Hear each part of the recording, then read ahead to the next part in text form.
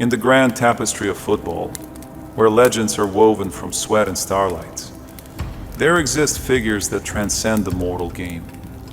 Beings of myth and majesty, whose stories echo through the ages, whispered in awe and reverence. Welcome to the Titans of Football Folklore.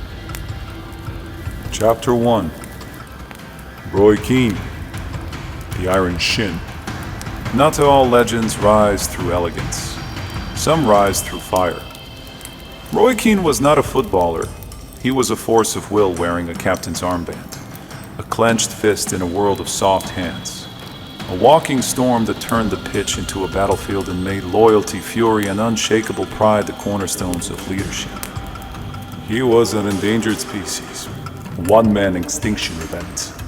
There's a belief that he was born with a yellow armband already on his bicep. He wasn't there to entertain. He was there to command, to enforce, to set the tempo through steel and fire. He didn't dance past defenders, he hunted them down. He didn't charm the ball, he ordered it, and it obeyed. There was no disguise in his game, no illusions, no flair for applause. Every tackle was a statement, every stare was a warning. Every word was a law passed in the name of the badge he wore. While other midfield engines were handcrafted Rolls Royces or Jaguars, polished, elegant, and fragile, Keane was something else. Not just an engine, a wrecking ball, a catalyst, a battering ram. He didn't care for pleasantries or popularity. He cared for standards, for the crest, for the 11 warriors on the pitch and the thousands in the stands who demanded more than just skill. They demanded heart, and he gave them his, unapologetically, ruthlessly, completely. He wasn't just a captain. He was a commander of chaos. He roared when others whispered. He ran when others waited. He stood tall when others buckled. And when his team lost their way, he dragged them back into the fire by the throat. They say football lost its edge, that men like Keane couldn't exist today.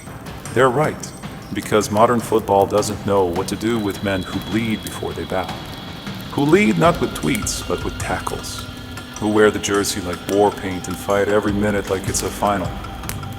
Keane was the last of a dying breed, a general of grit, the embodiment of defiance. He didn't just play matches, he fought wars. He didn't care for praise, he only cared for purpose. And if you didn't match his fire, you weren't fit to wear the shirt. He wasn't here to be loved. He was here to be feared, and above all, respected. Because some men carry a ball, and some men, they carry a team. Keane carried a whole legacy on his shoulders, carved in bruises, fury, and honor, laced with diligence and devotion. Others are written in pen, some in ink, but Keane, he's carved into football's memory with hammer and chisel, so deep that it will gouge the eyes of anyone foolish enough to try and erase him. As the old chant says, there's only one Keano.